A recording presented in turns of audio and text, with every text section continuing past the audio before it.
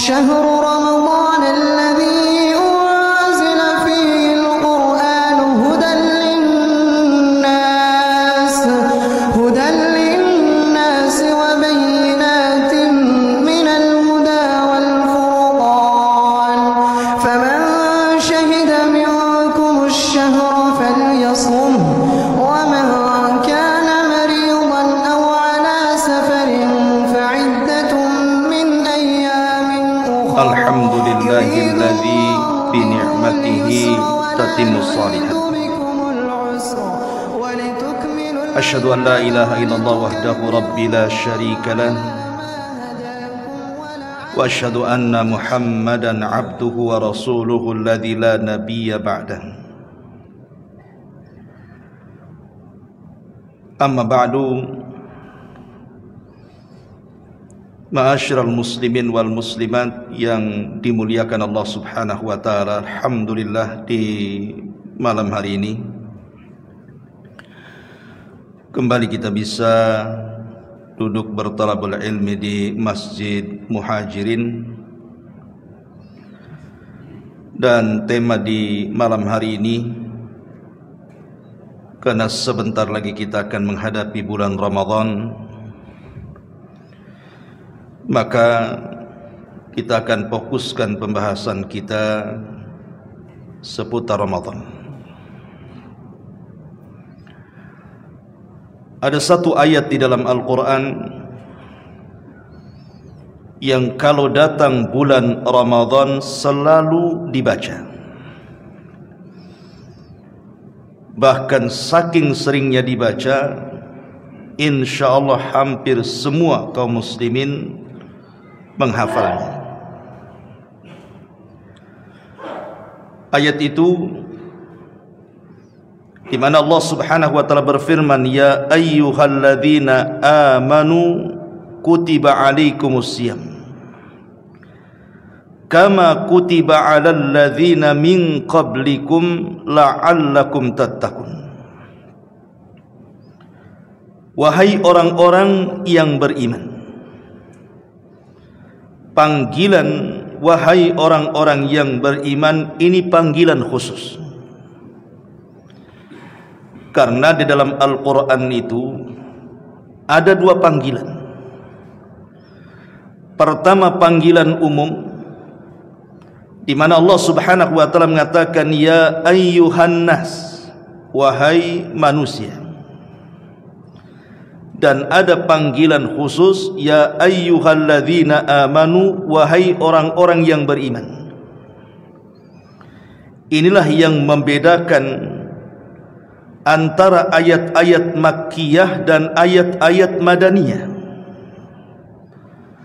Kalau ayat-ayat Makkiyah artinya turun sebelum hijrah, maka panggilannya biasanya umum, wahai manusia, berarti mencakup mukmin dan kafir. Tapi kalau panggilannya terhadap ayat-ayat Madani, di mana turun setelah hijrah Nabi sallallahu alaihi wasallam ke kota Madinah, maka hampir secara keseluruhan panggilannya menjadi khusus, ya ayyuhalladzina amanu, wahai orang-orang yang beriman. Kenapa kemudian panggilannya berubah? Karena kita tahu bahwa panggilan ini, kata Abdullah ibnu Mas'ud radhiyallahu anhu, apabila Allah Subhanahu wa taala memanggil kita dengan panggilan khusus, kata beliau, fa'ar'i sam'ak, maka dengarkan panggilan itu secara seksama. Karena boleh jadi setelah panggilan itu ada perintah penting yang harus dilaksanakan, atau ada larangan yang berbahaya yang harus ditinggalkan.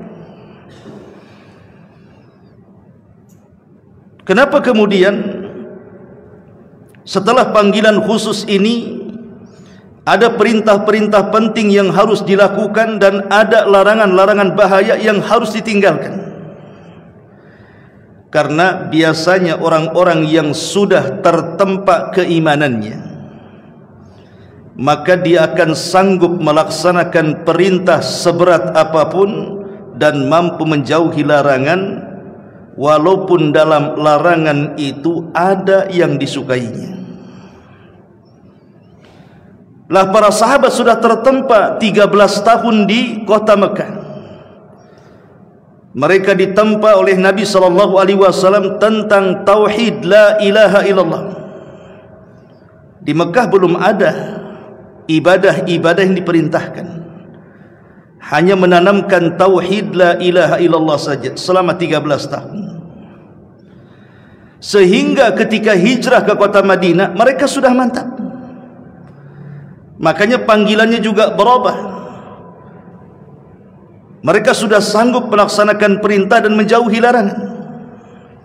Lah salah satu perintah yang diperintahkan di dalam ayat ini, di mana Allah Subhanahu wa taala melanjutkan setelahnya, kutiba alaikumus siyam kama kutiba alal ladzina min qablikum. Diwajibkan atas kalian puasa sebagaimana puasa ini juga diwajibkan kepada umat sebelum kalian. Puasa ini amalan berat, karena banyak rintangan dan halangan bagi orang-orang yang melaksanakannya. Dia harus menahan lapar, dia harus menahan haus, bahkan dia harus meninggalkan syahwatnya dari terbit fajar sampai tenggelam matahari. Tetapi perintah ini pasti mampu dilakukan orang-orang yang beriman, karena tidak ada ceritanya orang puasa mati. Pernah dengar ada orang puasa mati karena lapar? Tidak. Pernah dengar ada orang puasa mati kehausan? Tidak. Karena perintah Allah itu disesuaikan dengan kadar kesanggupan manusia, dan orang yang beriman sanggup melaksanakannya. Lah kewajiban puasa ini bukan terhadap umat Islam saja, tapi umat-umat sebelum Islam pun diwajibkan kepada mereka puasa, cuman caranya yang berbeda. Contoh umpamanya, Nabi SAW mengatakan, farqu ma baina siyamina wa siyami ahlil kitab akalatas sahur. Perbedaan puasa kita, kata Rasul, dengan puasa mereka ahli kitab itu dimakan sahur. Artinya kita ini kalau puasa ada sahurnya, mereka tidak ada sahurnya. Ini salah satu bentuk bahwa perintahnya sama puasa, tetapi cara melakukannya berbeda. Tapi intinya sama, melaksanakan ibadah kepada Allah Subhanahu wa taala. Yang menarik adalah hikmah daripada puasa, di mana Allah Subhanahu wa taala mengakhiri ayatnya dengan kalimat la'allakum tattaqun, agar kalian bertakwa. Bukan agar kalian lapar, bukan agar kalian haus, bukan agar kalian merasakan orang-orang yang lapar dan haus, tidak. Tapi Allah Subhanahu wa taala akhiri dengan kalimat la'allakum tattaqun, agar kalian bertakwa. Dan Nabi SAW mengatakan at-taqwa hahuna, takwa itu dalam hati. Berarti target puasa itu bidikannya hati, bukan badan. Jadi hikmah puasa itu memperbaiki hati. Kalau hikmah puasa memperbaiki hati, berarti puasa itu bukan hanya sekedar menahan lapar, menahan dahaga, menahan. Dia tahan pandangannya, tidak memandang kepada yang haram. Dia tahan pendengarannya, tidak mendengar sesuatu yang diharamkan. Dia tahan lisannya, tidak mengucapkan sesuatu yang ada dosanya. Bahkan dia mampu menahan tangan dan kakinya untuk melangkahkan ke tempat-tempat kemaksiatan, sehingga puasanya bernilai di hadapan Allah Subhanahu wa taala. Karena sering saya katakan, kalau Anda bertanya kepada saya, umpamanya Anda puasa, Ustadz, puasa saya sah atau tidak? Kan syarat rukunnya, selesai puasa itu. Ketika kita menahan haus, menahan lapar, menahan syahwat dari terbit matahari sampai terbenam, dari terbit fajar shadiq sampai terbenam matahari, sah puasa Anda. Masalahnya pertanyaan yang kedua yang saya tidak bisa jawab. Apakah puasa saya qabul, Ustaz? Apakah puasa saya berpahala? Apakah puasa saya diterima? Lah, ini tidak bisa dijawab karena itu urusan kita langsung dengan Allah Subhanahu wa taala. Karena orang yang berpuasa secara umum itu kan dua kelompok tuh. Ada kelompok yang pertama, kelompok yang penting sah. Yang penting tidak makan, tidak minum, tidak melakukan hubungan suami istri, menghindarkan hal-hal yang membatalkan puasa. Sah saja puasanya. Walaupun mungkin lisannya bergibah, matanya memandang yang haram, telinganya mendengar hal-hal yang diharamkan, sah-sah saja. Itu kalau asal sah, dan ini kebanyakan orang puasa. Tapi di sana ada kelompok yang kedua yang tidak sekedar hanya memperhatikan sah dan tidaknya saja, tapi lebih daripada itu dia mengharap pahala dalam puasanya. Yaitu tadi, bukan hanya puasa perutnya saja, tapi matanya, telinganya, lisannya, hatinya, akalnya juga ikut puasa. Karena ada hadis yang mengatakan rubba shaimin laisa lahul jaza illal ju' wal 'atshi. Berapa banyak orang yang berpuasa tapi tidak mendapatkan pahala kecuali hanya menahan lapar dan dahaga saja. Ma'asyiral muslimin wal muslimat yang dimuliakan Allah Subhanahu wa taala. Puasa ini banyak faedah yang kita akan jelaskan. Tentu dengan mengenal faedah-faedah supaya ada rangsangan, supaya lebih rindu lagi kita menghadapi Ramadan. Karena sebuah amalan kalau tidak tahu keistimewaannya terkadang malas kita melaksanakannya. Tapi sebuah amalan kalau kita paham dan tahu, oh ini pahalanya, ini faedahnya, ini manfaatnya, pasti kita akan semangat melaksanakannya. Maka malam ini kita akan memfokuskan tentang ibadah puasa. Walaupun di Ramadan ini banyak ibadah selain puasa, tapi kita masuk ke intinya. Karena puasa adalah bagian daripada rukun Islam. Rasul mengatakan bunyal Islam ala khamsin, syahadati an la ilaha illallah wa anna Muhammadar Rasulullah wa iqamis salati wa ita'iz zakati wa saumi Ramadan wa hajjil baitil in istata'a ilaihi sabila. Islam ini dibangun di atas lima bangunan. Yang pertama syahadat, yang kedua salat, yang ketiga baru kemudian di situ ada zakat, puasa, haji. Ini bagian daripada rukun Islam lah, salah satunya puasa. Lalu apa faedahnya puasa ini? Pertama, faedah puasa. Puasa ini melahirkan akhlak. Sebenarnya seluruh rukun Islam itu melahirkan akhlak. Salat melahirkan akhlak. Innas salata tanha 'anil fahsya'i wal munkar. Sesungguhnya salat itu bisa mencegah perbuatan keji dan kemungkaran, akhlak. Haji juga melahirkan akhlak.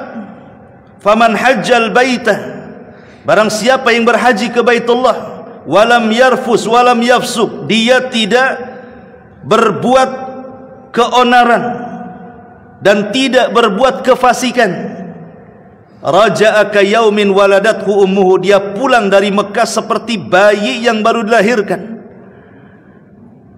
Menghindari kefasikan, menghindari keonaran, mengucapkan sesuatu yang kotor, itu bagian daripada akhlak. Zakat juga sama, di mana Allah mengatakan khudh min amwalihim shadaqatan tutahhiruhum wa tuzakkihim bih. Ambillah harta-harta zakat itu dari mereka. Untuk apa?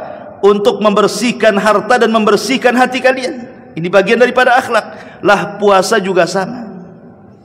Puasa itu melahirkan akhlak yang banyak sekali. Pertama, akhlak yang dilahirkan puasa itu adalah keikhlasan. Karena puasa itu kan ibadah sirriyah, ya, ibadah yang tidak ada yang tahu kecuali Allah.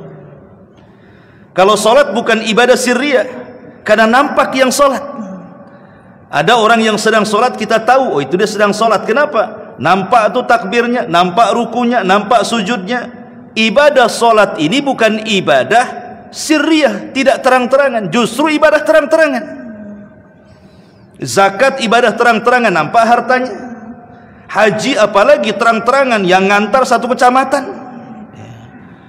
Tapi kalau seandainya ibadah puasa ini tidak ada yang tahu, siapa yang tahu dia sedang berpuasa? Apakah pura-pura lemes? Nampak dia puasa? Enggak bisa juga. Apakah pura-pura meludah? Dianggap puasa? Enggak, boleh jadi sedang sariawan. Apakah kemudian pura-pura bibirnya dilap biar kering? Tidak juga, jangan-jangan lagi padas dalam. Ibadah puasa itu tidak bisa dideteksi kecuali kalau orangnya ngomong, "Afan, saya lagi puasa." Walaupun bisa dipercaya, bisa tidak. Ah, dia itu suka bohong, katanya puasa, totalnya makan. Jadi puasa itu tidak bisa dideteksi. Itu urusan kita dengan Allah Subhanahu wa ta'ala. Makanya puasa itu tidak bisa dinilai, keikhlasannya pun tidak bisa dinilai. Kalau solat papanya kan, kita bisa menilai, ada solat si anu tuh khusus sekali Ustaz. Kenapa? Mantap tuh solatnya, lama, iya kan? Oh si anu itu zakatnya berani, sedekahnya apa, nominalnya besar. Oh si anu itu hajinya mantap. Kenapa? Dulu dia itu pemabok, sekarang sudah sadar tuh. Tapi kalau puasa macam mana menilainya coba? Tidak bisa dinilai puasa itu. Makanya sebagaimana puasa itu sifatnya ibadah sirriyah, tidak ada yang tahu kecuali dia dengan Allah, lahirlah keikhlasan. Makanya pahalanya juga disembunyikan. Allah tidak menyebutkan nominalnya. Kalau solat disebutkan nominalnya, zakat disebutkan nominalnya, haji disebutkan nominalnya, tapi puasa tidak. Kata Nabi SAW dalam hadis qudsi itu, "As-saumu li wa ana azzibi." Puasa itu milikku, kata Allah, aku yang akan membalasnya. Kenapa tidak ditampakkan pahala puasa, justru dirahasiakan? Karena puasa sendiri ibadah rahasia, maka pahalanya juga rahasia. Hanya Allah saja yang tahu dengan orang yang berpuasa. Di sini lahir keikhlasan. Ma'asyiral muslimin yang dimuliakan Allah Subhanahu wa ta'ala. Dan ikhlas itu kan amalan hati yang paling utama. Dari seluruh amalan hati yang paling utama, ikhlaslah peringkat pertama. Tapi masalahnya, ikhlas inilah yang selalu digoyang-goyang setan supaya orang yang beribadah itu tidak ikhlas. Makanya Imam Ghazali sampai mengatakan, "An-nasu mauta illal alimun, wal alimuna niyamun illal amilun, wal amiluna mughtarrun illal mukhlisun." Hakikatnya manusia itu mati kecuali orang-orang yang punya pengetahuan atau orang alim. Tetapi orang alim juga bisa tidur kalau dia tidak mengamalkan ilmunya. Lah orang yang mengamalkan ilmu terkadang tertipu, dia bangga dengan amalannya, kecuali orang-orang yang ikhlas. Lihat di sini kata Imam Ghazali, manusia itu mati kecuali dia punya ilmu. Tapi orang yang berilmu bisa tidur kalau dia tidak mengamalkan ilmunya. Orang yang mengamalkan ilmunya bisa tertipu kalau tidak ikhlas. Berarti kita tahu bahwa ikhlas itu menghidupkan manusia. Jasad tanpa ikhlas seperti bangkai, begitu istilahnya. Makanya ikhlas itu penting. Kalau seandainya dalam badan kita ini ada namanya jasad, ada namanya ruh, maka amal itu jasadnya, ruh itu ikhlasnya. Kalau jasad tanpa ruh, mati dia. Sama dengan amal tanpa ikhlas, percuma dia. Makanya kenapa kemudian amalan batin ini terkadang lebih mulia dibandingkan amalan zahir, amalan jasad. Tetapi masalahnya, terkadang banyak penyakit-penyakit yang berusaha untuk merusak amalan batin ini. Tapi manusia kebanyakan memperhatikan penyakit zahir, tapi tidak pernah kemudian memperhatikan penyakit batin. Penyakit zahir ini anehnya, kalau orang punya penyakit nih, seandainya jasad kita penuh dengan penyakit, terkadang manusia tidak tahu. Nampak pamannya sehat badannya, rupanya punya kanker. Nampak badannya sehat, rupanya punya tumor. Nampak badan sehat, rupanya asam uratnya tinggi, darah tingginya muncak. Jadi penyakit zahir itu terkadang orang tidak tahu. Tapi penyakit batin terkadang mudah dideteksi. Orang sombong bisa saja, si sombong si anu tuh katanya. Nampak kan gitu. Padahal itu penyakit hati kan sombong itu. Tapi orang bisa nilai itu. Oh si anu kikir itu. Itu si anu hasad tuh. Terkadang penyakit batin ini mudah dideteksi. Masalahnya, ketika orang lebih memperhatikan penyakit zahir dan lupa dengan penyakit batin, dia tidak tahu kalau penyakit zahir itu parah-parahnya hanya menghancurkan dunia. Tapi kalau penyakit batin, bukan dunia saja yang dihancurkannya, akhirat pun dihancurkan dia. Kalau seandainya orang punya kanker, paling tinggi mati, selesai dunia dia. Punya tumor, paling tinggi mati, selesailah dunia dia. Tapi kalau penyakitnya itu ria, penyakitnya sombong, penyakitnya sum'ah, penyakit-penyakit yang menghilangkan keikhlasan, itu bukan cerita dunia saja.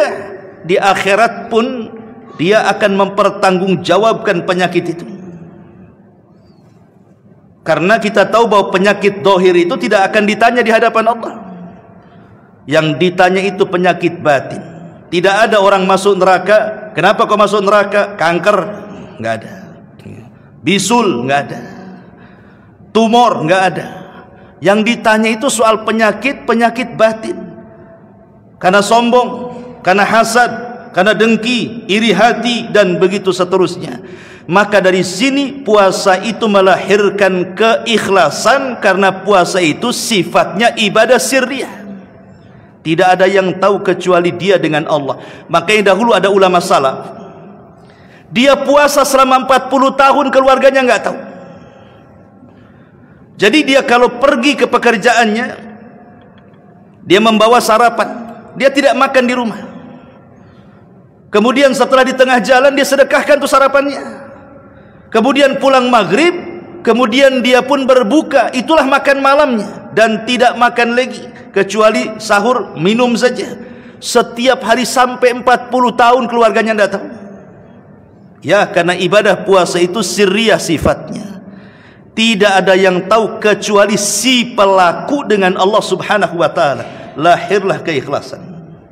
Yang kedua, puasa ini melahirkan akhlak sabar. Bahkan 3 tingkatan sabar itu ada di puasa. Apa tingkatan sabar yang 3 itu? Pertama, as-sabru ala ta'ah. Yang kedua, as-sabru ala al-ma'siyah. Yang ketiga, as-sabru ala al-qada'i wal qadar. Pertama, sabar ketika melaksanakan ketaatan.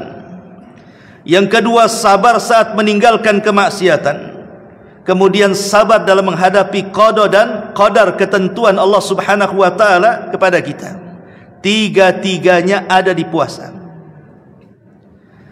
Pertama, sabar dalam melaksanakan ketaatan. Bagaimanapun orang itu lapar, bagaimanapun orang itu haus, mungkin dengan istilah lapar melilit perut, haus mencekik leher, kalau belum waktunya maghrib, tidak bisa kemudian kita makan dan minum. Harus sabar. karena itu perintah Allah. Tidak boleh kemudian saya tidak tahan, tidak bisa. Harus sabar. Anda sedang melaksanakan ketaatan kepada Allah, tunggu maghrib baru makan baru minum. Ini sabar yang pertama dan ini yang paling tinggi. Kemudian yang kedua, sabar saat meninggalkan maksiat. Sabar dalam meninggalkan maksiat. Jangan sampai ketika kita sedang berpuasa, kemudian mata kita memandang yang haram, telinga kita mendengar yang haram, lisan kita pula mengucapkan hal-hal yang diharamkan. Karena itu bisa menggugurkan pahala. Percuma puasanya jadinya. Lapar, haus, tapi nggak dapat apa-apa jadinya kan.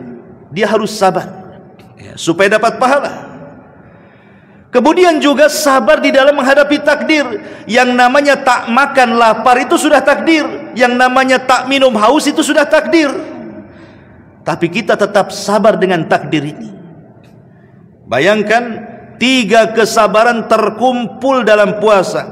Makanya kalau ini bisa kita lakukan dalam ibadah puasa, kita akan mendapatkan pahala tanpa batas. Innama yuwaffas sabiruna ajrahum bighairi hisab. Sesungguhnya Allah Subhanahu wa taala akan membalas orang-orang yang sabar itu tanpa batas. Karena puasa terkandung melahirkan akhlak sabar. Dan sabar di zaman sekarang ini subhanallah sangat dihajatkan, terutama di tengah-tengah masyarakat kita kan, yang sulit mencari ekonomi, sulit mencari pekerjaan ya. Kalau kita tidak sabar, terkadang cari jalan pintas, akhirnya merampok, akhirnya menipu, akhirnya berdusta, mengambil hak orang lain, korupsi dan yang semacamnya. Akibat tidak sabar jatuh kepada maksiat. Makanya puasa itu melatih kesabaran sehingga melahirkan orang-orang yang bertakwa kepada Allah, takut akan maksiat kepada Allah Subhanahu wa taala. Kemudian yang ketiga, lahirlah akhlak istiqomah. Orang puasa itu kan harus istiqomah. Kalau tidak istiqomah dia akan batal. Orang kalau tidak istiqomah dalam puasa, belum waktunya sudah buka, batal puasanya. Makanya melahirkan akhlak istiqomah, lahir di situ kedisiplinan, lahir di situ tanggung jawab, lahir di situ kejujuran. Akhirnya lahirlah manusia-manusia yang baik. Itu kalau kita lebih dalam memperdalami tentang akhlak yang lahir dari puasa. Ini yang pertama, bahwa puasa itu melahirkan akhlak. Yang kedua, kita tahu bahwa puasa ini ibadah yang disandarkan kepada Allah. Secara kaidah bahwa ibadah yang disandarkan kepada Allah itu memiliki keutamaan. Contoh Mekah, di situ ada Ka'bah. Kita sebut Ka'bah dengan apa? Baitullah, rumah Allah. Berarti Ka'bah itu disandarkan kepada Allah. Karena rumah itu disandarkan kepada Allah, jadilah Ka'bah itu sesuatu yang mulia. Kemudian mukjizat Nabi Saleh, unta. Allah katakan naqatullahi, untanya Allah. Unta banyak, tapi kenapa untanya Nabi Saleh lebih mulia dan dijadikan mukjizat? Karena unta Nabi Saleh itu disandarkan kepada Allah, maka dia jadi mulia. Jadi mukjizatnya seorang nabi yang mulia, Nabiullah Saleh alaihi salam. Begitu juga puasa. Ibadah puasa ini ibadah yang disandarkan kepada Allah. Kata Nabi sallallahu alaihi wasallam, "Kullu amal ibni Adam lahu illa siyam, fa innahu li wa ana azzibi." Setiap amalan anak Adam diserahkan kepada dirinya, kecuali puasa. Puasa itu untukku, kata Allah. Lihat, puasa itu untukku, artinya puasa itu disandarkan kepada Allah. Aku yang akan membalasnya.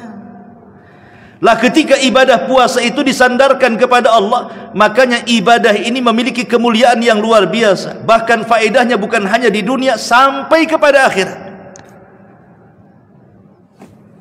Bahkan para ulama menjelaskan kemuliaan ibadah puasa yang disandarkan, kenapa disandarkan kepada Allah, sampai kepada rahasia juga pahala puasa disandarkan kepada Allah. Nanti pada hari kiamat manusia akan dikumpulkan di sebuah tempat namanya Qantarah. Qantarah itu akhir daripada titian sirat yang terbentang di bawahnya neraka jahanam. Di Qantarah inilah sebenarnya sudah dekat ke pintu-pintu sorga tuh. Tapi tiba-tiba kemudian ketika ada seseorang melangkahkan kakinya menuju pintu sorga, dihadang dia. Siapa yang menghadangnya? Orang-orang yang pernah dizaliminya, orang-orang yang pernah dianiayanya, orang-orang yang pernah disakitinya, orang-orang yang pernah diambil haknya. Tunggu dulu, jangan kau melangkah ke sorga, kau punya hutang kepadaku. Boleh jadi hutang itu dalam bentuk dulu dia jadi korban pembunuhan, boleh jadi dulu di dunia dia mungkin jadi korban diambil hartanya orang, atau mungkin juga jasadnya dipukul, dicaci, dimaki, direndahkan, dan begitu seterusnya. Disinilah terjadi barter pahala dosa. Dulu kau memukul aku, mana pahalamu? Aku tidak mau kisos dengan pukulan, cukup serahkan pahalamu. Yang satunya mengatakan, engkau dulu pernah menyakiti hatiku, mana pahalamu? Engkau dulu membunuh aku, mana pahalamu? Akhirnya kemudian pahala orang ini dibagi-bagi kepada orang yang pernah dizalimi di dunia, sampai ludas tidak ada tersisa. Masalahnya yang nuntut banyak. Ketika pahala sudah habis, yang nuntut masih banyak, dan mengatakan, mana pahalamu? Kau juga dulu menyakiti aku, katanya. Dia mengatakan, aku sudah tidak punya lagi modal, aku sudah habis pahalaku, tidak ada yang akan bagikan lagi kepada siapapun, karena aku tidak punya apa-apa lagi. Kata yang menuntut, tidak apa-apa, kamu tidak perlu menyerahkan pahalamu, cukup kau tanggung dosaku saja. Nih ambil dosaku, nih ambil dosaku, nih ambil dosaku. Bayangkan, pahala hilang, dosa orang pula ditanggung dia. Apa enggak bangkrut namanya? Itu yang disebut dengan hadis muflis, hadis bangkrut. Lah ketika orang ini sudah merasa sesak dadanya, tidak ada kesempatan masuk surga lagi, dia sudah lunglai, dia pun kembali hendak melangkahkan ke neraka dan tidak jadi melangkahkan ke surga. Rupanya Allah datang dan mencegatnya dan mengatakan, wahai fulan, jangan tergesa-gesa masuk neraka, karena engkau mendapatkan stok pahala yang sangat besar. Engkau itu masih punya tabungan pahala yang sangat banyak. Kemudian Allah subhanahu wa ta'ala menampakkan pahala itu. Rupanya pahala itu adalah pahala puasa. Itulah makna hadis as-sawmu li wa ana azzibi. Puasa itu milikku, aku yang akan membalasnya. Akhirnya dia pun senang melihat pahala yang disembunyikan Allah. Rupanya itu cukup untuk memasukkan dia ke surga. Ya. Ini yang kedua, bahwa puasa itu sesuatu yang sangat mulia karena diidhofahkan kepada Allah subhanahu wa ta'ala. Yang ketiga, puasa itu seafdol-afdolnya amal. Dalam sebuah hadis dari Abi Umamah Al-Bahili radhiyallahu an, satu hari dia bertanya kepada Rasul seperti ini, ya Rasulullah, murni bi amrin yanfa'unillahu bihi. Rasul perintahkan kepadaku dengan satu amalan yang amalan itu bisalah bermanfaat dalam kehidupanku. Maka Rasulullah SAW mengatakan, alaika bisawmi fa innahu la mithla lahu. Berpuasalah, karena ibadah puasa itu tidak ada yang menandingi pahalanya. Lihat bagaimana Nabi SAW menasihati Abi Umamah Al-Bahili ketika dia mengatakan, ya Rasulullah, perintahkan kepadaku satu amalan yang bisa bermanfaat bagi hidupku. Maka Rasul mengatakan, alaika bisawm, banyak-banyak melakukan puasa engkau, karena puasa itu ibadah yang tidak bisa tertandingi. Dari sini kita tahu bahwa puasa itu amalan yang paling afdal. Kemudian yang keempat, bahwa puasa ini sebagai kafarah bagi kesalahan-kesalahan kita dan dosa-dosa kita. Ikhwatu fiddin yang dimuliakan Allah Azza wa Jalla. Terkadang di dunia ini banyak hal-hal yang melalaikan dari kita kepada ibadah kepada Allah dan berzikir kepada Allah kan. Boleh jadi yang melalaikan itu karena hartanya. Dulu sebelum punya harta banyak masih rajin ke masjid, rajin ke majelis ilmu.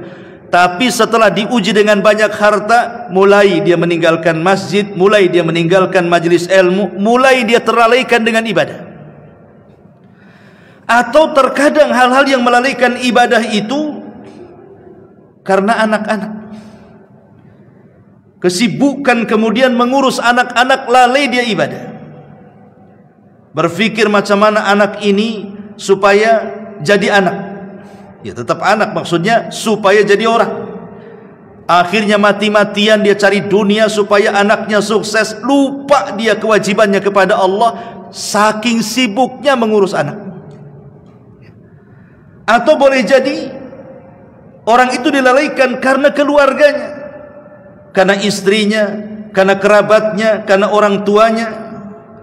Atau hal-hal banyaklah yang terkadang melalaikan kita ini dari mengingat Allah, entah karena perniagaan kita, perdagangan kita, dan begitu seterusnya. Itu memang sifat manusia seperti itu.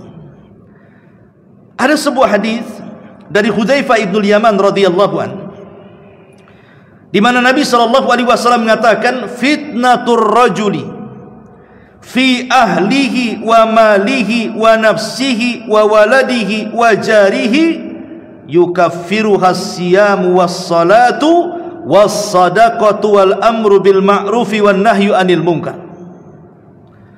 Fitnahnya seseorang terhadap keluarganya, terhadap hartanya, terhadap dirinya, terhadap anaknya, terhadap tetangganya.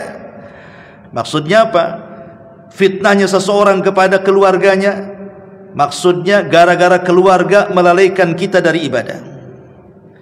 Kemudian yang kedua karena hartanya, gara-gara harta terlalaikan kita dari ibadah. Karena dirinya sibuk mengurus dirinya, akhirnya terlalaikan dari ibadah. Maksudnya mengurus dirinya, karena ada di masyarakat itu orang yang sibuk hanya mengurus badannya saja, nge-gym ke sana kemari supaya badannya sehat, supaya ini, lupa dia sholat. Atau mungkin karena anaknya atau karena tetangganya. Tetapi fitnah-fitnah yang melalaikan dari ibadah berdasarkan hadis ini, itu bisa digugurkan. Dengan cara apa? Dengan cara puasa, dengan cara sholat, dengan cara sedekah, mengajak manusia kepada kebaikan dan mencegah dari kemungkaran. Lah Rasulullah SAW menyebutkan yang pertama kali, yukaffiru hasyam, bahwa puasa bisa menggugurkan fitnah-fitnah itu. Nah, ini keutamaan puasa, ya. Bisa menggugurkan dosa dan juga bisa menghilangkan hal-hal yang kemudian merupakan kesalahan kita kepada Allah Azza wa Jalla. Ini juga di antara faedah puasa. Kemudian yang kelima, puasa ini akan jadi syafaat. Akan jadi syafaat bagi para pelakunya. Kapan? Di akhirat lah nanti. Jadi saat manusia berada di padang mahsyar, tidak ada yang akan menyelamatkan manusia di akhirat kecuali amalannya,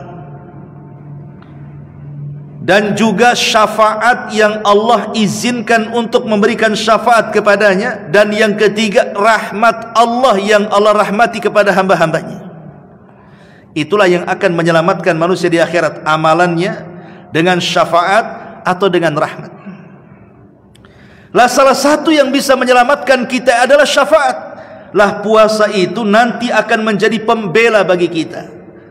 Di dunia, ibu bapak yang dimuliakan Allah Azza wa Jalla, kalau kita ini terjatuh kepada sebuah kriminal, tentu kita berhajat kepada lawyer, kita berhajat kepada pengacara, minimalnya walaupun tidak terbebas, teringankanlah hukuman.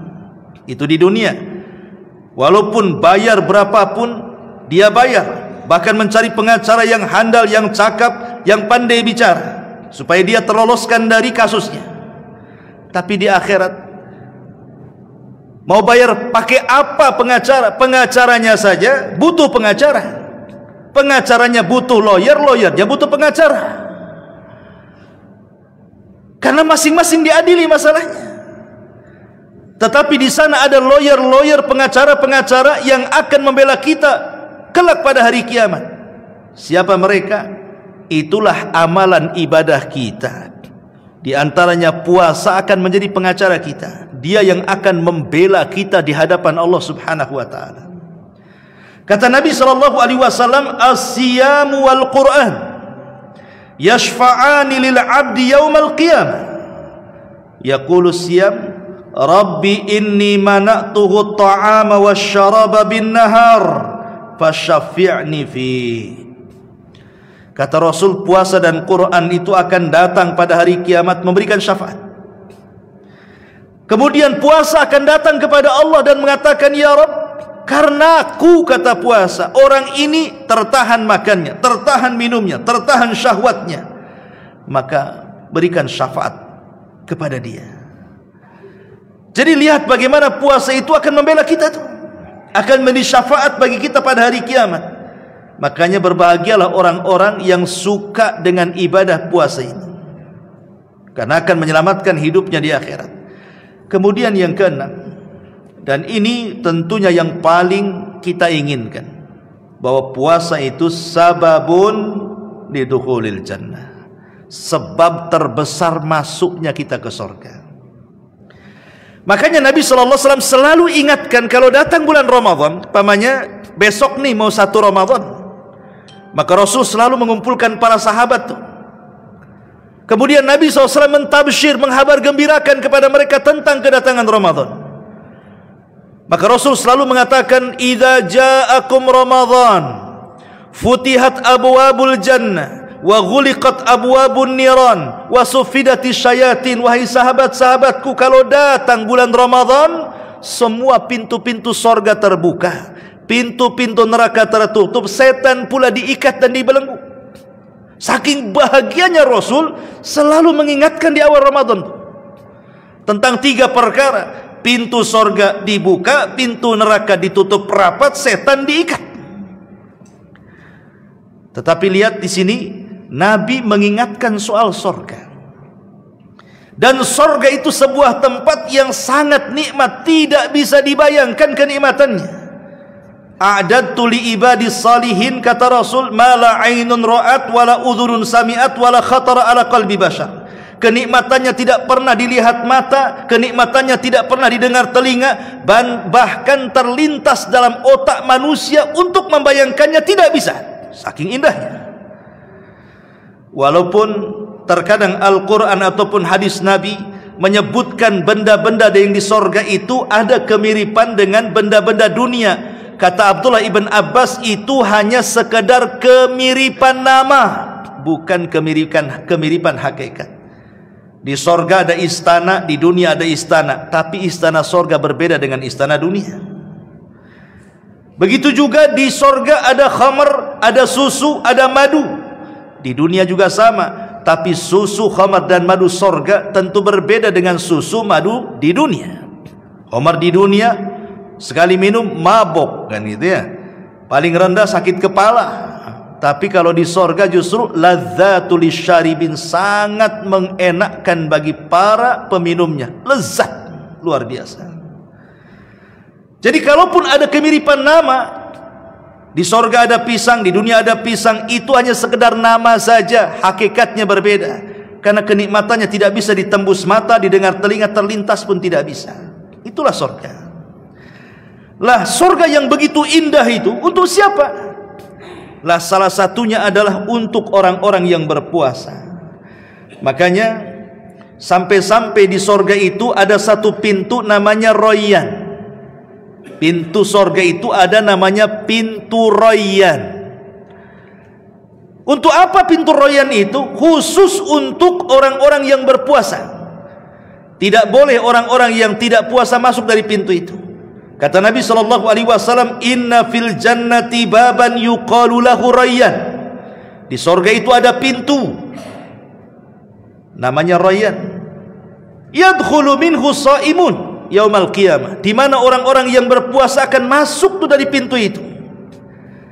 La yadkhul minhu ahadun ghairahum, tidak akan masuk selain mereka. Kemudian akan datang penyeru dari pintu itu, aina shaimun, di mana orang-orang yang puasa. Aina shaimun, di mana orang-orang yang berpuasa. Fayakumuna, maka berdirilah orang-orang yang berpuasa, la yadkhulu minhu ahad ghairahum, tidak ada satupun yang masuk dari pintu itu kecuali orang-orang yang berpuasa. Fa idza dakhala akhiruhum ughliq, kalau sudah orang yang berpuasa masuk semua, maka pintu itu akan ditutup rapat-rapat. Subhanallah, tidak ada manusia yang berkeinginan untuk tidak masuk surga. Semua manusia ingin masuk surga. Semua manusia itu ingin masuk surga. Lah, kalau ingin masuk surga, maka salah satu ibadah yang memudahkan kita masuk surga adalah dengan cara puasa. Puasa baik wajibnya ataupun sunnahnya. Ini yang nomor 6. Sebab masuk surga adalah dengan cara puasa. Kemudian yang nomor 7, puasa ini minal a'malil lati wa'adallahu sahibaha bil maghfirati wal ajril azim. Puasa ini adalah amalan-amalan yang Allah janjikan kepada para pelakunya ampunan dan pahala yang sangat besar. Kita tahu ibu bapak yang dimuliakan Allah Azza wa Jal, ibadah vital di bulan Ramadan itu kan 3. Kalau disebut Ramadan saja pasti kita akan tertuju kepada 3 amalan. 1 puasa, 2 taraweh, 3 Lailatul Qadar. Kalau disebut Ramadan pasti ingat puasa, pasti ingat taraweh, pasti ingat Lailatul Qadar. 3 ibadah ini disebutkan dalam satu riwayat. Kata Nabi SAW, man shoma Ramadhanan. Dalam riwayat yang lain, man qama Ramadhanan. Dalam riwayat yang lain, man qama lailata qadrin imanan wahtisaban ghufira lahu ma taqaddama min dhanbi. Siapa yang berpuasa Ramadan, dalam satu riwayat, siapa yang sholat tarawih di bulan Ramadan, dalam satu riwayat, siapa yang menghidupkan malam Lailatul Qadar, yakin akan perintahnya, mengharap akan pahalanya, maka dosa-dosanya akan diampuni Allah. Seolah-olah kalau kita boleh katakan, berarti Ramadan itu dari pagi, siang, sore, malam sampai ke pagi lagi, itu adalah waktu-waktu ampunan. Karena siang puasa kan di siang hari itu, sementara sholat malam di malam hari. Dan 2 ibadah atau 3 ibadah dengan menghidupkan malam Lailatul Qadar itu semuanya menghapuskan dosa. Jadi seolah-olah 24 jam setiap hari di bulan Ramadan itu, amalan-amalan tersebut bisa menggugurkan dosa. Siang dengan puasanya, malam dengan qiyam lailnya. Makanya wajar kalau seandainya Ramadan itu disebut syahrul maghfirah, bulan di mana ampunan Allah itu mudah. Karena 24 jam ampunan ada di situ. Dan ini adalah salah satu keistimewaan orang yang berpuasa.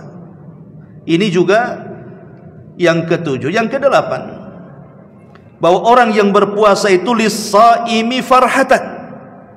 Orang yang berpuasa itu punya 2 kebahagiaan.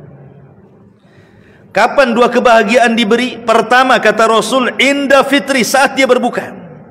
Orang yang berpuasa itu bahagia betul saat dia berbuka. Kenapa? Karena biasanya nikmat itu baru terasa kalau hilang. Orang tidak pernah merasakan nikmat memandang kalau tidak pernah buta. Orang tidak akan pernah merasakan nikmat mendengar kalau tidak pernah budak. Orang tidak bisa merasakan nikmat bicara kalau tidak pernah bisu. Sama, orang tidak akan merasakan nikmat makanan kalau dia tidak pernah lapar.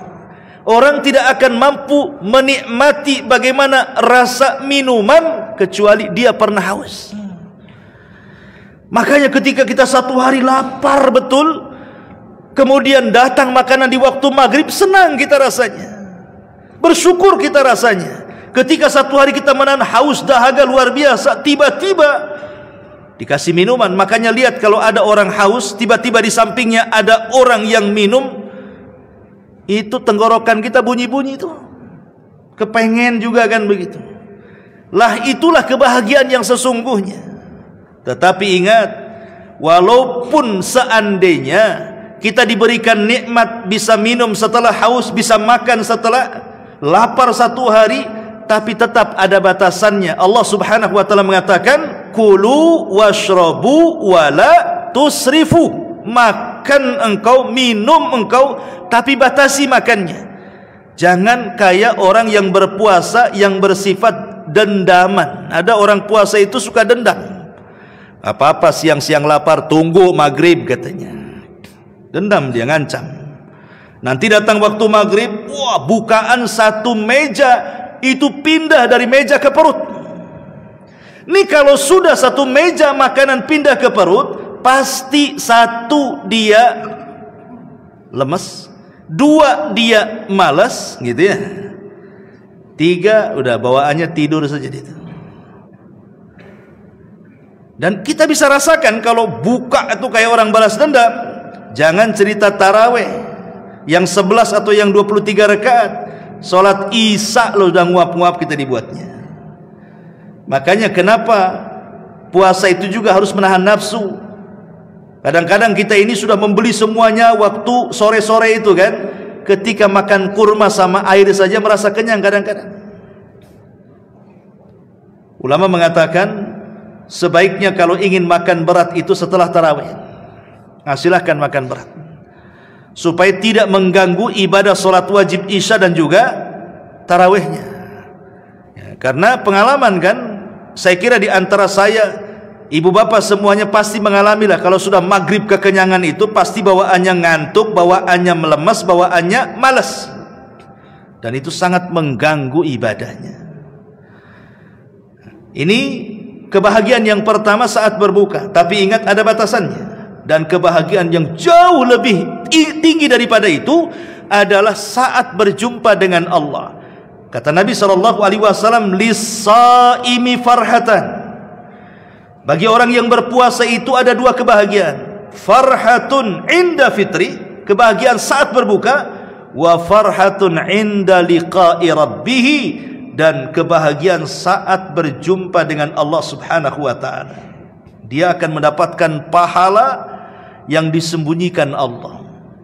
Dia akan bahagia di hadapan Allah. Rupanya dia memiliki tabungan yang banyak di hadapan Allah, sehingga dia akan lebih bahagia ketika berjumpa dengan Allah karena sudah punya tabungan ya. Ini yang ke-8. Yang ke-9, bau mulutnya orang yang berpuasa di sisi Allah itu lebih harum dibandingkan minyak kasturi. Ingat, di sisi Allah ya, bukan di sisi manusia. Kalau di sisi manusia ya sesuai dengan sahurnya. Makan jengkol ya bau jengkol, makan pete ya keluar bau pete, sesuai dengan sahurnya tuh. Maksudnya di sisi Allah. Dan ini kemuliaan. Ketika Nabi Musa alaihi salatu wassalam hendak mendapatkan mandat Taurat, dia akan berpuasa selama 30 hari. Di hari ke-30 karena dia akan berdialog dengan Allah, Nabi Musa hampir membatalkan puasanya. Alasannya apa? Takut kalau puasa itu membuat mulutnya bau.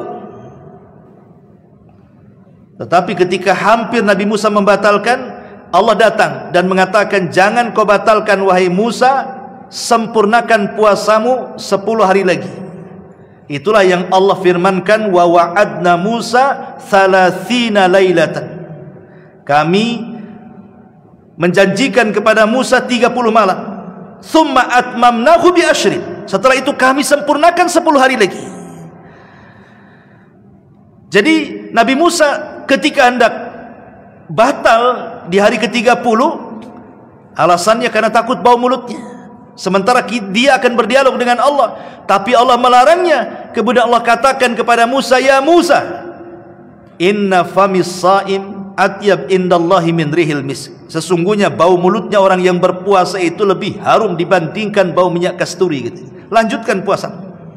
Subhanallah. Ya, ini juga di antara keutamaan puasa. Kemudian yang nomor 10, doa orang yang berpuasa itu mustajab. Doa orang yang berpuasa itu mustajab. Nabi mengatakan, "Thalathu da'awatin mustajabah, da'watus sha'im, wa da'watul madlum, wa da'watul musafir." Ada 3 kelompok, kata Rasul, doa-doanya itu sangat mustajab di sisi Allah. Pertama, doa orang yang berpuasa saat berbuka. Yang kedua, doa orang-orang yang dizalimi. Dan yang ketiga, doa orang-orang yang sedang safar.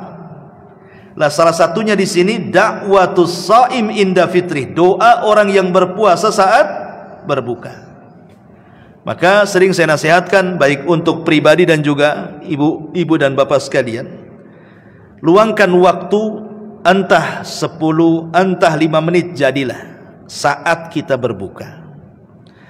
Jangan disibukkan dengan perkara-perkara dunia. Terkadang di waktu-waktu mustajab doa kita lalaikan tuh. Karena terkadang masih sibuk cari bukaan di pasar kaget, maghrib di jalan, tidak sempat dia berdoa. Ya. Atau malah justru sibuk melihat handphone. Sekarang kan zamannya handphone tuh, melihat YouTube. Atau sibuk kemudian cari remote control TV, mana channel yang paling cepat azannya. Ya. Terkadang ikhwatu fillah muliakan Allah Azza wa Jalla, orang disibukkan. Di situ waktu yang sangat istimewa loh. Sebelum berbuka itu 5 menit jadilah. Kenapa saya katakan waktu istimewa sebelum berbuka?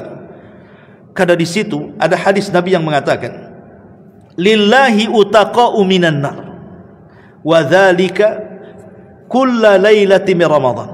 Allah itu setiap malam akan memerdekakan hamba-hambanya dari api neraka.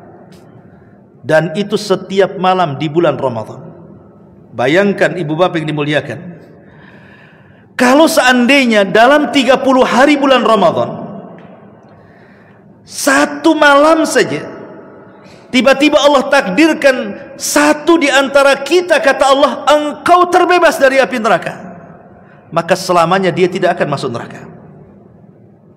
Kalau setiap hari kita berdoa kepada Allah minta dibebaskan dari api neraka, tidak mungkinlah 30 hari setiap hari kita meminta kepada Allah untuk dibebaskan dari api neraka, tidak ada yang dikabulkan. Kalau ada saja yang dikabulkan 1 malam di bulan Ramadan, Allah kemudian bebaskan kita dari api neraka, selamanya kita tidak akan masuk neraka. Ini kesempatan emas menjelang berbuka itu, angkat tangan tinggi-tinggi, ngomong kepada Allah, ya Allah bebaskan aku dari api neraka, ya Allah bebaskan istriku dan suamiku dari api neraka, ya Allah bebaskan orang tuaku dari api neraka, ya Allah bebaskan anak-anakku dari api neraka, ya Allah bebaskan orang-orang yang kucintai dari api neraka. Setiap sebelum berbuka baca seperti itu, minta seperti itu, karena ini sudah waktunya di mana Allah Subhanahu wa taala akan membebaskan kita dari api neraka. Coba kan cuma ngomong begitu udah sampai 5 menit kan. Kalau sebelum berbuka kita katakan, ya Allah, kalau mau pakai bahasa Arab ya bisa lah, Allahumma a'tiq riqabana minan nar, ya Allah bebaskan aku dari api neraka. Oke, tidak bisa bahasa Arabnya lah, pakai bahasa Indonesia jadi, pakai bahasa Jawa bisa jadi, pakai bahasa Padang juga jadi, pakai Melayu pun boleh. Allah itu tahu dengan doa-doa kita.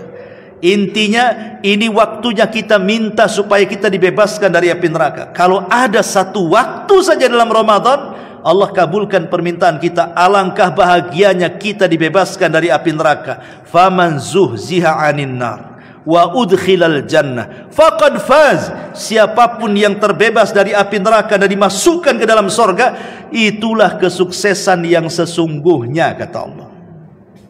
Maka waktu ini jangan disia-siakan, karena doa orang yang berpuasa itu mustajab. Ini yang ke-10. Yang ke-11, puasa itu yutahhir al-qalba, bisa membersihkan hati. Kata Nabi SAW, saumu syahri sabri wa salasati ayyami min kulli syahrin yadhhabna biwahari sadri. Puasa di bulan sabar, maksudnya Ramadan, dan puasa 3 hari dalam sebulan, maksudnya ayyamul bid, itu bisa menghilangkan penyakit-penyakit hati. Lihat bagaimana keagungan orang berpuasa. Penyakit hati bisa dihilangkan dengan puasa. Karena kita tahu penyakit hati itu sumbernya dua. Pertama hawa nafsu, dan yang kedua syaitan. Dari hawa nafsu lahir syahwat, dari syaitan lahir subhat. Apa bedanya? Bedanya sama dengan Adam dan iblis. Adam dikeluarkan dari sorga karena penyakit syahwat.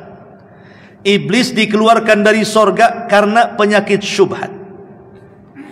Ketika Allah katakan kepada Adam, "Hei Adam, jangan ya kau dekat-dekat pohon larangan ini." Mendekat, makan pula dia. Makan itu urusan syahwat. Gara-gara makan buah larangan, diusir Adam dari sorga. Ketika Allah katakan kepada iblis, "Wa idh qala rabbuka lil malaikati isjudu fasajadu illa iblis aba wastakbara wa kana minal kafirin." Ketika Rabbmu berkata kepada malaikat, "Sujud kau wahai para malaikat." Iblis ada di situ. Semua malaikat sujud, iblis pula tak mau. Maka iblis menjadi makhluk yang enggan, menjadi makhluk yang sombong, menjadi makhluk yang kafir. Allah katakan, "Ma mana'aka alla tasjuda idh amartuk." Iblis, kenapa kamu ini tidak mau sujud ketika aku perintahkan? Di sini syubhatnya. Ana khairum min, khalaqtani min nar wa khalaqtahu min tin. Aku lebih baik ya Rabb dibandingkan si Adam yang kau suruh sujud aku kepadanya. Kau ciptakan aku dari api, kau ciptakan dia dari tanah. Itu syubhat di kepalanya si iblis itu. Dia merasa lebih baik daripada Adam. Dari segi mana lebih baiknya? Karena iblis merasa ada kemiripan dengan malaikat. Malaikat tercipta dari cahaya, dia tercipta dari api. Api dengan cahaya agak sedikit mirip. Tapi kalau tanah dengan cahaya itu kan jauh, nggak ada mirip-miripnya. Jadi dia merasa dia lebih mulia dibandingkan Adam. Walaupun logikanya kita mengatakan, "Heh iblis, makhluk yang tercipta dari cahaya saja sujud, kau pula makhluk yang tercipta dari api tak mau sujud, kan kurang ajar itu namanya." Kan bisa saja kita katakan seperti itu. Tetapi itulah memang Allah sudah takdirkan iblis memang seperti itu. Lah iblis akhirnya diusir dari sorga. Karena apa? Karena otaknya error. Ya. Itulah penyakit syubhat. Itulah bedanya syahwat dengan syubhat. Lah dua-duanya bisa dikalahkan dengan puasa. Dua-duanya bisa dikalahkan di bulan Ramadan. Adapun syahwat bisa dikalahkan dengan puasa. Kata Imam Ibnul Qayyim, pangkal syahwat itu 5. 1, kemaluan. 2, perut, banyak makan, banyak minum. 3, lisan, banyak ngomong. Akhirnya jadi gibah, namimah, ngomong orang gitu ya. Kemudian yang keempat, mukhalathatun nas. Banyak berhubungan dengan manusia, ngobrol sana sini tidak jelas. Akhirnya habis waktu ibadah. Dan yang terakhir, mata, banyak tidur. Akhirnya luput ibadah karena tidak sadar orang tidur itu. Berapa jam dia tidur. 5 perkara ini bisa dikalahkan dengan puasa. Pertama, kemaluan. Rasul mengatakan, "Ya ma'syaras syabab, man istata'a minkumul ba'a falyatazawwaj, fa innahu aghaddu lil basar wa ahsanu lil faraj. Faman lam yastati fa alaihi bisyam. Fa inna lahu wija," kata Rasul. Hei anak-anak muda, kalau sanggup menikah, menikah. Tapi kalau tidak sanggup, berpuasa. Karena itu bisa menundukkan pandangan dan juga bisa menjaga kemaluan. Ya. Artinya syahwat kemaluan bisa dijaga dengan puasa. Kemudian yang kedua, syahwat perut, makan minum. Nah, namanya puasa kan gak makan gak minum. Akhirnya bisa mengalahkan perasaan lapar, perasaan haus. Kemudian yang ketiga, lisan. Orang yang berpuasa itu kan jarang mau ngomong banyak. Sebab kalau ngomong banyak haus biasanya. Bahkan cenderung orang puasa itu lebih banyak diam kan begitu. Untuk menjaga supaya jangan sampai batal puasanya. Karena kalau banyak ngomong pasti nanti akan haus. Ujung-ujungnya apa? Ngumpulin ludah, kumpul, telan. Dikumpulin lagi, telan lagi. Namanya orang haus. Ya. Pasti dia cenderung diam tuh. Kemudian juga mata. Orang yang lapar itu biasanya susah tidur. Tapi anehnya, banyak orang puasa itu tidurnya nyenyak pula. Itu sudah diagendakan tidur siangnya. Memang sengaja malamnya tak tidur, supaya siangnya bisa tidur. Jadi menyingkat puasa dari subuh sampai asar tidur, puasanya 2 jam saja. Tapi kalau normal tidur malamnya, siangnya lapar. Biasanya lapar itu susah tidur. Makanya ada istilah, aduh Ustaz saya tidak bisa tidur malam. Kenapa? Saya harus makan dulu. Karena ada istilah begitu tuh. Karena memang lapar itu susah tidur. Artinya kan syahwat mata bisa teratasi dengan puasa. Begitu juga mukhalathatun nas, bergaul dengan manusia. Kalau di luar Ramadan mau siang, mau jam berapa saja, ayo kita kumpul di mana, ayo jalan kemana. Kalau puasa tidak, apalagi lagi terik matahari, siang-siang mau keluar, ngapain batal-batal puasa? Bagus aku ngadem di kamar yang 3 AC-nya biar seperti di kutub kan begitu. Ya, karena orang kan seperti itu. Artinya syahwat itu bisa dikalahkan dengan puasa. Selesailah syahwat. Sekarang syubhat. Syubhat itu dari setan. Dan Rasul mengatakan, apabila datang bulan Ramadan, setan itu diikat dan dibelenggu. Logika ikhwan, kalau seandainya kita punya musuh, kita disuruh kelahi dengan musuh kita, musuhnya diikat, enak gak ngelawannya? Musuhnya diikat di tiang, dia gak bisa ngelawan karena diikat. Kita tinggal tonjokin aja muka dia kan gitu. Musuhnya diikat, lebih mudah dilawan ya. Makanya ada sebagian para ulama mengatakan bahwa kalimat sufidati syayatin, setan diikat itu maksudnya apa? Ada yang mengatakan ala makna hakiki. Memang makna hakikat setan itu jadi ikat, betul diikat dengan ikatan, dengan belenggu oleh Allah Subhanahu wa taala. Ada yang mengatakan makna majaz. Sebenarnya setan tidak diikat. Siapa yang ikat dia? Maksudnya adalah setan tidak bisa leluasa menggoda kita di bulan Ramadan. Kenapa? Karena rangsangan manusia di bulan Ramadan itu untuk berbuat baik sangat tinggi dibandingkan di luar Ramadan. Masjid di bulan Ramadan lebih ramai dibandingkan di luar Ramadan. Coba di luar Ramadan, kalau sholat isya ya segini-gini saja. Tapi kalau Ramadan sampai ke tempat sandal sana. Walaupun bertahan seminggu saja, akhirnya ke depan lagi masuk ke dalam ya. Tapi kan kita lihat di musola, di masjid rame, di desa, di kota rame. Itu rangsangan kebaikan namanya. Tidak ada orang yang baca Quran lebih rame dibandingkan Ramadan. Kalau di luar Ramadan saya nggak dengar ada orang baca Quran sampai jam 9 malam. Tapi kalau datang Ramadan sampai jam 3, entah orang entah kaset, tapi yang jelas kedengaran kemana-mana ya. Bahkan orang yang sedekah ya, di bulan Ramadan lebih banyak. Kalau kita puasa Senin Kemis, puasa Ayyamul Bid, datang ke Muhajirin, saya yakin gak dapat iftar. Paling tinggi minum dari air keran sana ke tempat wudhu. Tapi kalau seandainya bulan Ramadan, bukan hanya masjid ini saja, semua masjid menyediakan. Bahkan sekarang lebih tenar lagi, ada istilah bagi-bagi takjil di pinggir jalan. Di stop kita, disuruh makan. Coba kalau di Ramadan tiba-tiba di stop, pasti lagi jualan ya. Lah di sini menunjukkan bahwa kenapa setan itu kemudian terikat di situ? Karena ada rangsangan ibadah yang sangat tinggi dari kaum muslimin, di mana orang yang tobat di bulan Ramadan lebih banyak. Jangankan orang biasa, artis yang nggak pakai jilbab di bulan Ramadan tuh. Karena orang-orang yang mengerumpi, yang biasa nyebar-nyebar gosip gitu kan, berkurang di bulan Ramadan itu. Karena tadi saya katakan kalau banyak ngomong haus, akhirnya nelan ludah terus kan. Akhirnya kelompok-kelompok ngerumpi itu dah kurang tuh di bulan Ramadan. Karena rangsangan untuk meninggalkan maksiat tinggi. Disitulah setan merasa terbelenggu di situ. Ada juga yang memaknai seperti itu.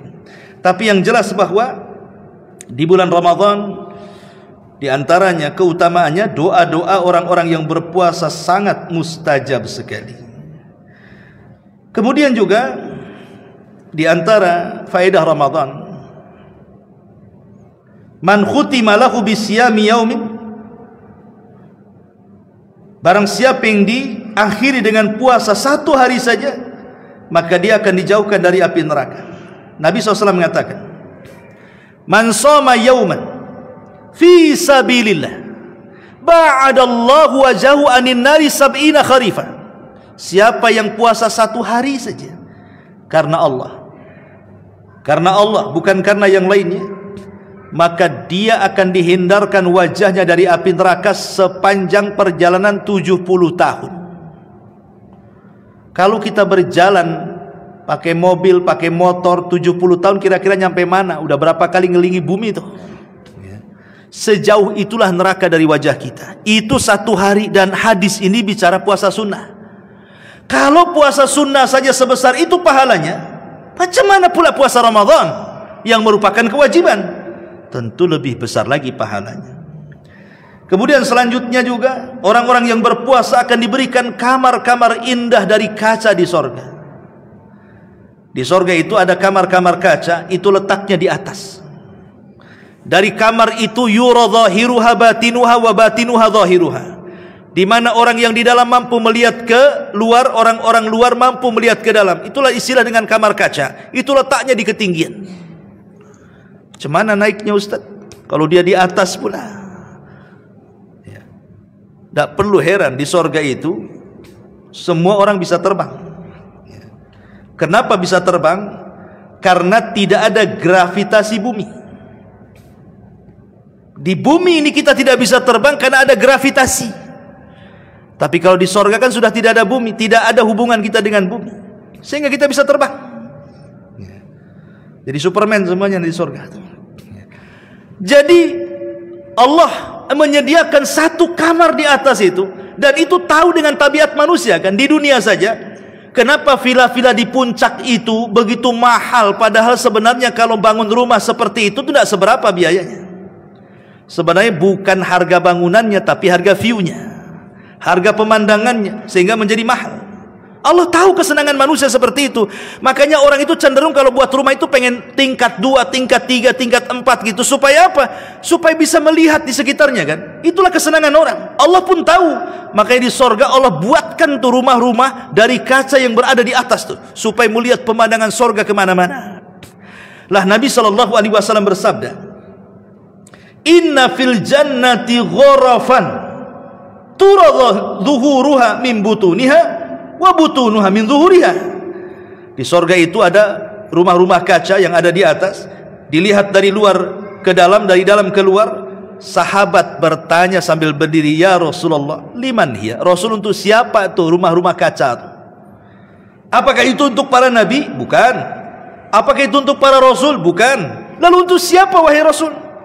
Maka Rasul mengatakan, liman atabal kalam wa at'amat ta'am wa adamas siyam wa shalla bil laili wan nasu niyam.